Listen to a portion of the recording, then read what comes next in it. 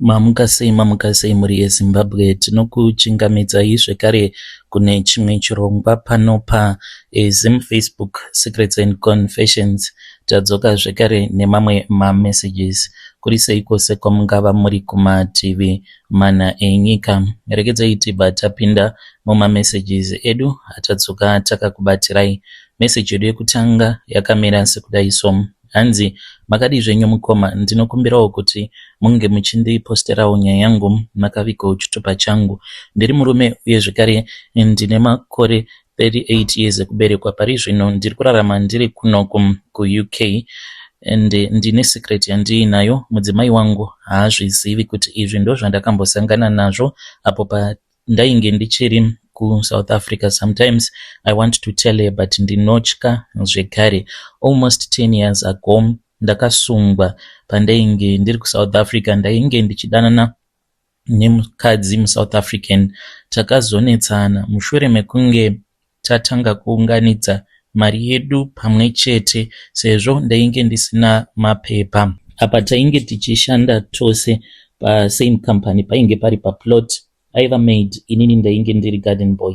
Saka taingopiwa mari yedu yose muakaunti make, then tobva tachizogovana zvedu mari yedu sezvo tainge tichigara tose. Taingoti tiri kuita chinhu chimwe chete. Taitova nevana vedu vaviri, umwe wacho ainge achiri mudiki pazvakaitika zvinhu izvi. So takazonetsana because ndainge ndava kuda kuti tinge tichienda kuZim. Akati ndoda kutanga ndavaka apa mari yainge iri muakaunti. Takanetsana usiku hwose ndobva achizoblokesa makadhi. Ndakabva ndachizomurova ndokubva achizoenda kumapurisa ndikasungwa negender based violence. Ndapinda mujeri mukomana Shem ndopa ndakaona kuti painge pasisina kumira zvakanaka, painge pakatoshata. Ndakabva ndachizoiswa kwainge kuine macriminals. Makore acho waiti kunyange ukasungwa usina mapepa wainge usingaiswi kune macriminals.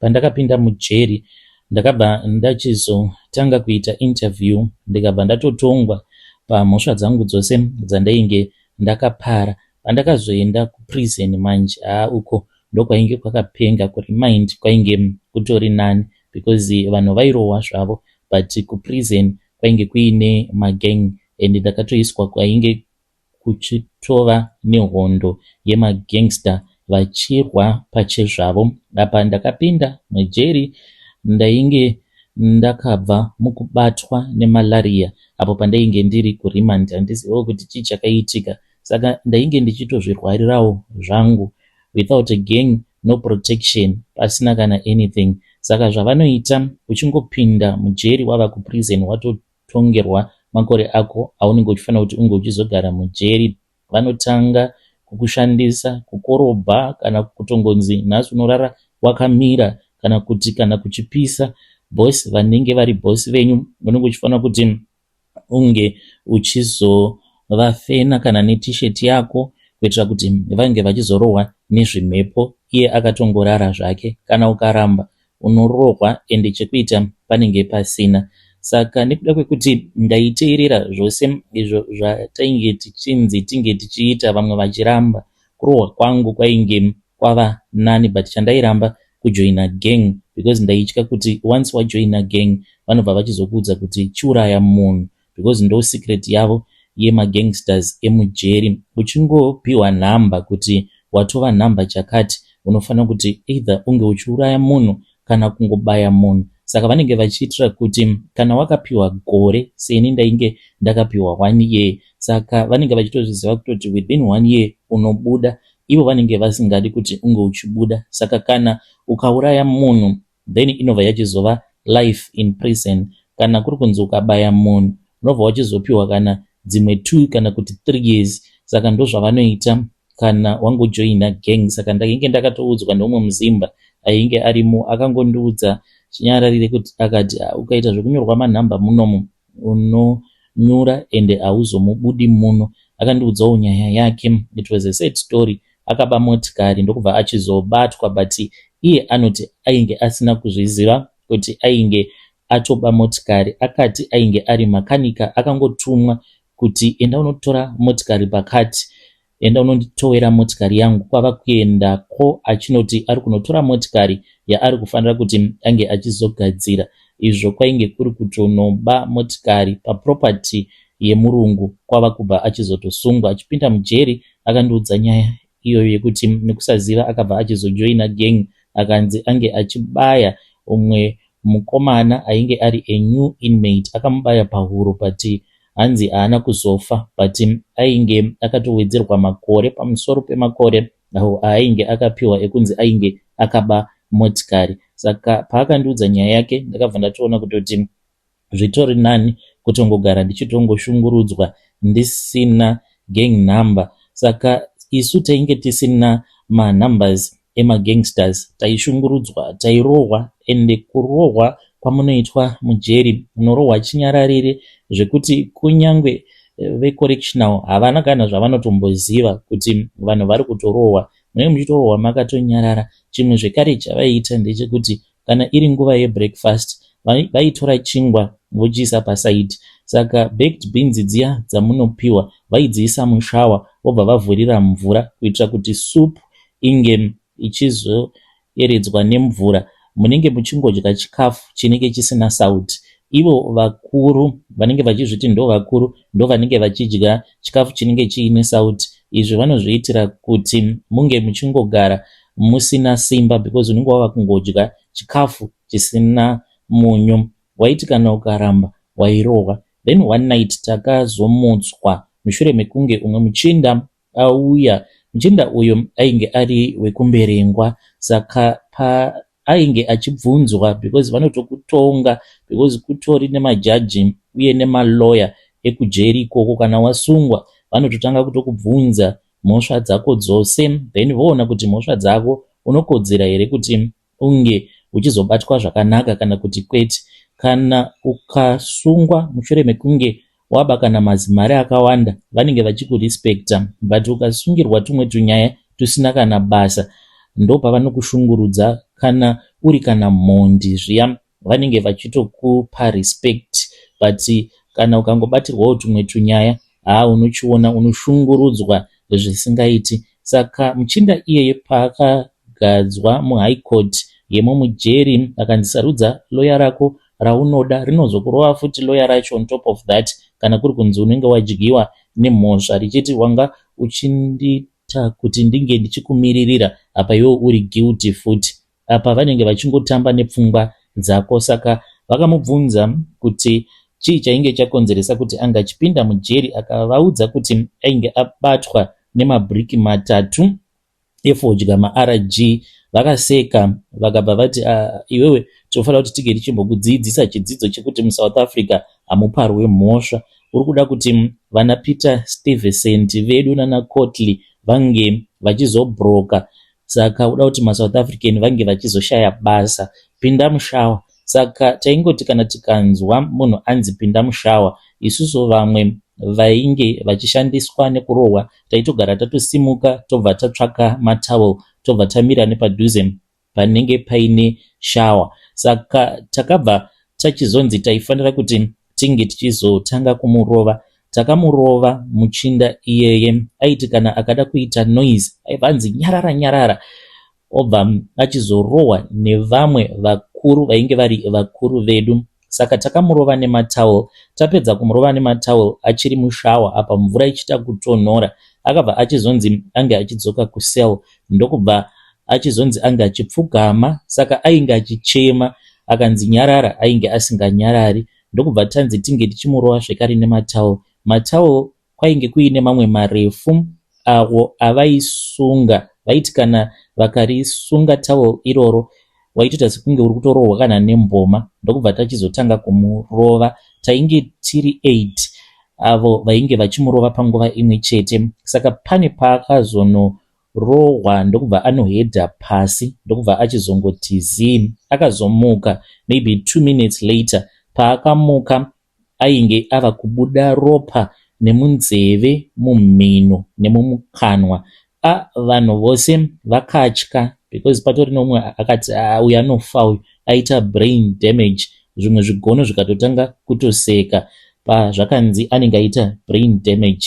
Hapana kana kupera mazuva ndokubva achizoshaika muchinda iyeye. Akafa, but akamborwara ndokutotorwa akatoendeswa kuchipatara akazonofira kuchipatara. Saka tainge tisingatendedzwe kuti tinge tichitaura kana kuri kunzi vecorrectional vakauya waisatendedzwa kuti unge uchitaura iwewe kuti munhu uyu arohwa, maitongoramba makanyarara. Kana kuri kunzi unenge wabvunzwa kuti chii chakaitika kwaari munhu uyu, waingofanira kuti unge uchingoramba wakanyarara chete, waisafanira kuti unge uchitaura. Saka akangotorwa tikabvunzwa tikati hatina zvatainge tichiziva, ndokubva aendeswa kuchipatara akazonofirako kuchipatara.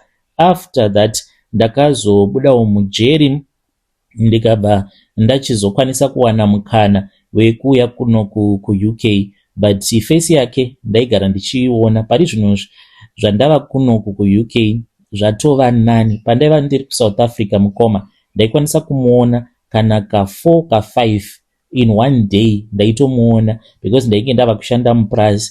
Ndaingoti kana ndichishanda zviya, kana ndakakotama, pandinotiwo ndava kutwasanudza musana wangu, ndaitongomuona iyo anenge ari kana kumberi kwangu, kana kuri kunzi ndinenge ndichidhiga ringava riri trenchi kana kusakura mumunda, ndaitomuona akabata piki kana kuti akabata badza achitevedzera zvandinenge ndichiita, otobva achizosimukawo ototanga kutotwasanudza musana wake, then obva atonyangarika. Saka ndainge ndava kuita sekunge munhu anopenga.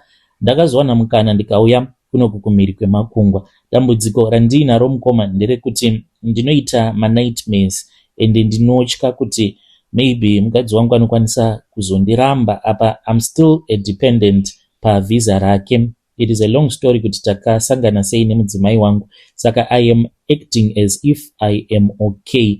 Dambudziko riri pandiri nderekuti kana ndikanzwa noise, especially kana ndikaenda panenge paine vanhu vakawanda, ndinotanga kutoita even mahallucination. Ndinenge ndava kutoona muchinda uya. Saka ndinoavoida kuenda kuchurch, kunyange mainstruments emuchurch vanhu vachiimba zviya vepraise and worship zvinotoita kuti ndiite mahallucination. Ndinokwanisa kutomuona achitotamba atoriwo kumberi nevanhu. I have tried to avoid thinking about it, but zvinotokonzeresa kuti ndige ndichiita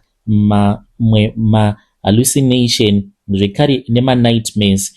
Uye ndatova nedambudziko rekuti kana ndikanyanyisa kufunga ndinotanga kunzwa kutsva zvekuti ndakatombokolapsa nerimwe zuva mudzimai wangu ainge asipo aenda kubasa. I don't know if I can tell my wife, because ndinotya kuti maybe she will divorce me, kuti iwe wakatombouraya munhu plus unoita mahallucination, kana ukazoita mahallucination ekuti unobva wachizotora banga obva wandiuraya. Saka I think kuti zvandiri kuita ndiri kutokonzeresa kuti kana huri urwere huri mandiri hunge huchitowedzera, because handina wekuti ndinokwanisa kuudza nyaya iyi. Ndiri kungoramba ndichingozvidya mwoyo ndichingofunga nezvazvo kuti saka muchinda iyeye aiva nevana here, kukumberengwa kwacho kwaaibva nechekupi, because hatina kumbogarawo takaita mukana wekutaura naye kuti timubvunze zvakawanda, same zvandakaitwawo pandakapinda mujeri. Vanhu vakatondibvunzawo vekuZimbabwe kuti saka iwewe first surname yako unonzani, kuZimbabwe kwacho unobva kupi, because vaitoti ndo zvavanoita just in case kana ukaurayirwa mumujeri, at least vanenge vaine zita any of your relative, so that pakazowana anenge abuda anokwanisa kuzongotsvaka hama yako, then obva achizoudza hama yako izvo zvakaitika kujeri. Kuri very rough mukoma mujeri. Kunyange vecorrectional vakauya vakada kumboita mainvestigation, because ine fear yekuti gang leaders vanotokuudzai kuti kana mukangotaura vachingokiya door mava kutofa chete, ende unotofa. It's either vanokwanisa kukutaimira wakarara paya, vanotora pilo, umwe anokugarira padumbu, then umwe okugarira pachest, wobva wavharwa nepilo, unofa chinyararire pasina kana anenge achimbozvinzwa kuti uri kutourawa. Saka in order for you to survive unotongoita zvinenge zvichidiwa nevakuru, unotongonyarara and you don't even complain kana pakanzi panenge paine zvaunenge uchifanira kuti unge uchizoita. Saka ndokusaka ndichizvidya moyo nekuti handizivi kana zita rake. Ndakangonzwa zvichinzi anobva kumberengwa. Ive dare ndo meseji iyo yandakatumidzirwa ichibva kuna mukoma vedu. Zvakangooma hazvo veduwe, maybe tinofanira kuti tinge tichizoitawo chirongwa chema prison confessions. Kana wakambosungwa kana uine zvawakasangana nazvo pawainge uri kujeri, feel free to reach out to us on our page. Kana kuuya kuTikTok, you can also tell us your story so that tinge tichizombopota tichiposta ma-prison confessions. Also tell us mu-comment section kuti mungachifarira here chirongwa chinenge chakadaro chema-confessions eavo vakamboenda kujeri. You can tell me what you think mu-comment section. Rekedzai tibva taenda panyedu inotevera. Nyedu inotevera yakamira sekudai. Hanzi, makadi zvenyu mukoma, ininiwo I reported my best friend to the British Embassy apo paainge achizifambira nyaya dzacho ava kuda kuti ange achienda ku-UK. I am a Zimbabwean man uye zvekare ndine makore 40 years ekuberekwa. Ndakunyorerai nyaya yangu sezvo makataura kuti avo vakamboitirwa utsinye kana kuti vakaita utsinye vange vachiuya kubox kwenyu. Please musazoshare profile yangu ndinganyara baba, because ndiri kushandisa my original profile and I destroyed my friend nekuda kwekuti mudzimai wake akandiramba. Ndaida kurara nemukadzi wake and iye anochivika, ane body yakanaka, but zvakaramba. She is a black American. Nanhasi uno kunyangwe friend yangu akazodeportewa because I also reported him. Pakapinda vaTrump ndikati there is this other guy who has been in America for a long time and he has a habit of working on a tourist visa. So akazongosvikirwa pa10 aina madam ndokubva achizosungwa, but chimoko chake ndichachihwina because with such a great body she is so faithful zvekuti kusvika pari nhasi anotongoda friend yangu and she wish kuti they will come back to America. So this guy was my best friend. Takaenda tose kusame university, we grew up together and iyo aibva kughetto neniwo ndichibvawo kughetto, but ndakazoona kuti his life started moving faster than mine. Akauya kunoku kuAmerica, saka aitondibvunza, akati andibvunza kuti naiwe unozviona sei, I am thinking of getting married to this woman that I am dating. Ndikabva ndati mukadzi wako, she is older than you. Wakapusa, uri kuda kuroorwa, noti kuroora. Ndikati uri kuda kuroorwa nechembere. So I was just discouraging him. Saka ndaiki ndisingade kuti ange achiita mapepa ekuno. Kunyangwe iniwo ndakauya kunoku ne-tourist visa. Ndauya kuno ndikabva ndachizochata neumwewo mu-Mexican ainge achitongovawo munhu anozvinzwira nungo kushanda. She is a lazy woman. Saka we just dated for a couple of months. Ndikatoona kutoti munhu uyu nenungo dzake dzaainadzo plus she is a citizenship wekunoku kuAmerica. Then ndokubva ndachizotaura naye ndikati ngatiite dhiri, I will work for you, ndichange ndichizokumaintaina even though kunyangwe tikasaita mwana, but each and every month I'll be giving you something. So later on we then got married.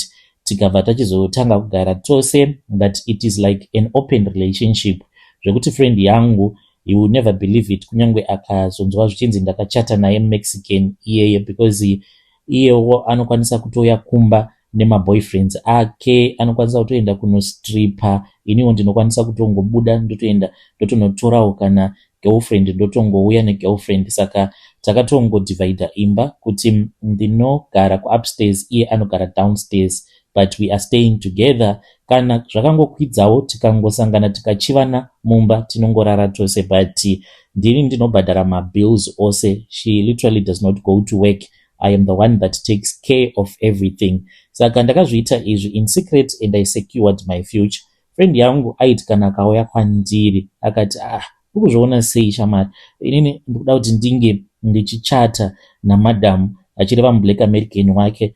Ndaibva ndachizomu discourage, I would discourage him a lot. Ndobva ndati iwe unopenga, iwewe unoswera uchichata nemukadzi kuti ungochiwana paper. Let us just work. Ingawani inini ndiri kungoshanda wani. So ndaizoti kana ndoshanya ndichienda kuZim, I will do it in secret. Ndaikwanisa kuita sekunge I'm just going out of state, kune kwandinenge ndichida kumboenda kunofara zvangu. Izvo ndinenge ndatoenda kuZim kutonoona hama neshamwari. Saka iye aingofungidzira kuti ndakango overstayawo tourist visa rangu, but no mukoma, zvinhu zvangu zvose zvakatorongeka. Years before takange takatomboshanda kuCape Town pane rimwe prazi. Saka paprazi ipapo tainge takashanda nekuda kwekuti tainge takanzi tainge tichazowana mapemiti aya emumafarms, but hazvina kuzobuda. Saka iyewo akabva achizobatisa passport yake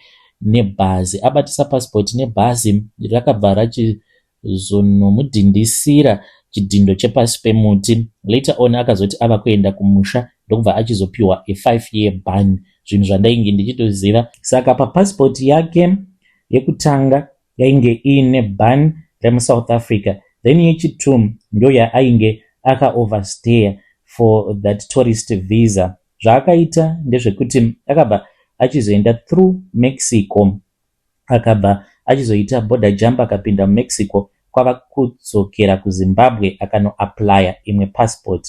Icho chainge chiri chitsotsika chaainge achida kuita, ndikati ndinokubata chete mupana. Saka akazoti aita maapplications ake ose, mukoma akadzoka kunoku kuAmerica through Mexico, akapinda zvekare muAmerica as a border jumper zvekare. Saka I then called the British Embassy. Ndakatanga ndatumidzira ma-emails kuda maviri ose. Ma-emails andakatumidzira, there was no response. At that time ndainge ndakatobatwa nemweya wadiabolos, because I did not even care about the guy. Ndaitongorwadziwa.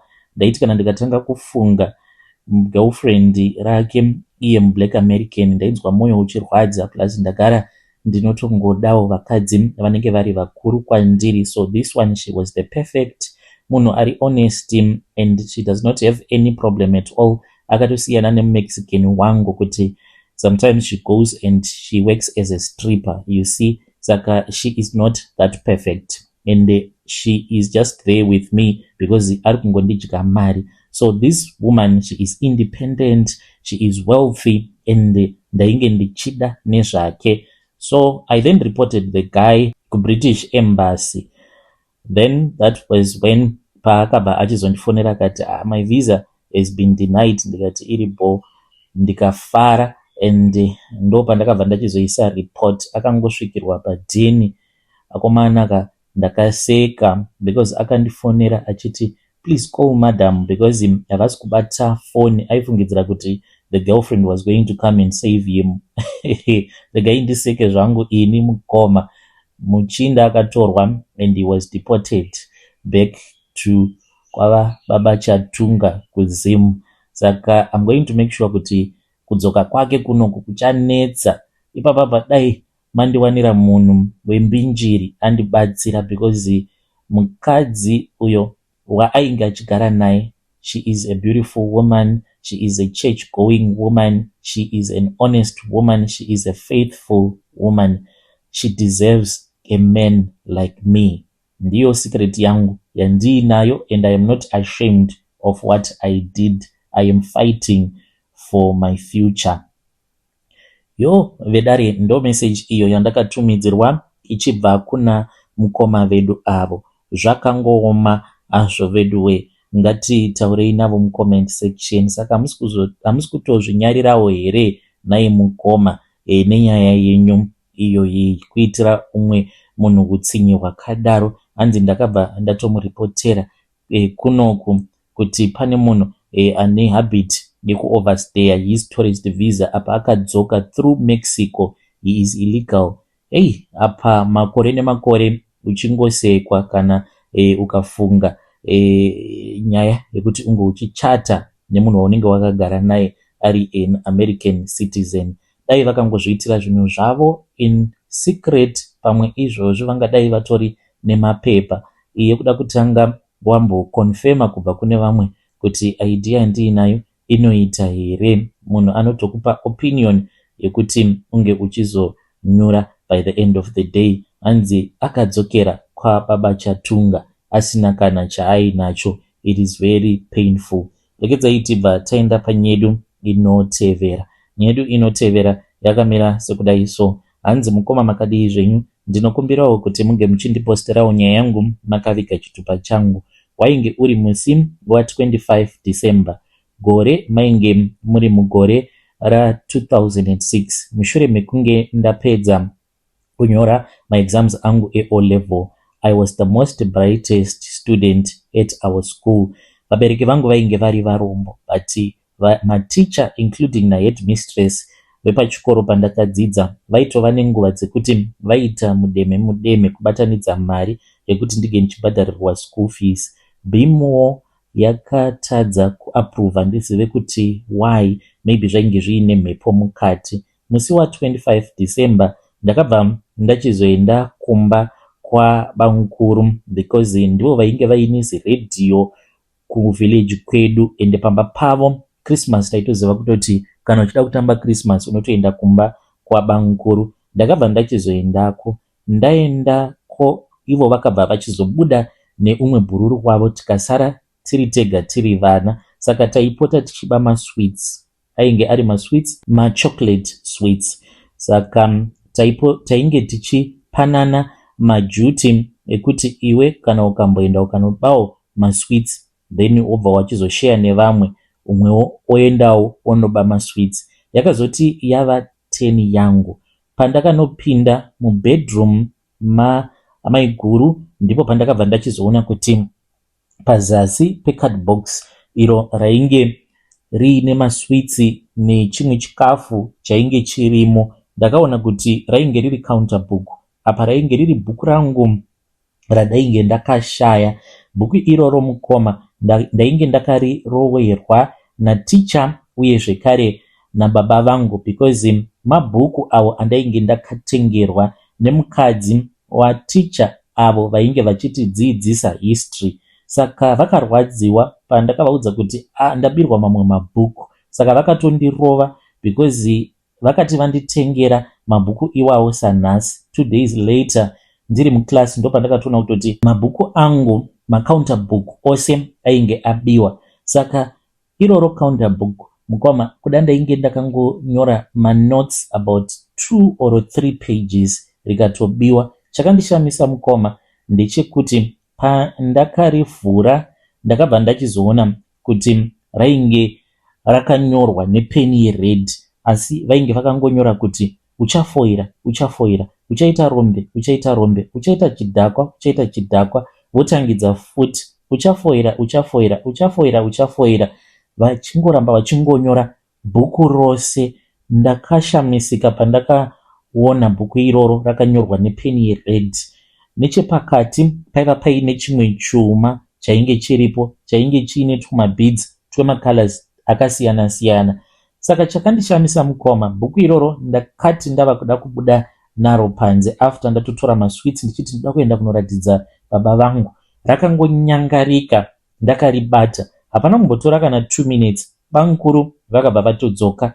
Vakangotema shamu, vakabva vachizotanga kundirova. Vakandirova vachiti wanga uchitsvakei mubedroom mangu. Apa vainge vachindirova zvose zvekuti tainge taba masweets vainge vatozviziva. Vakandirova vakandidzinga pamba pavo, vakanditevera.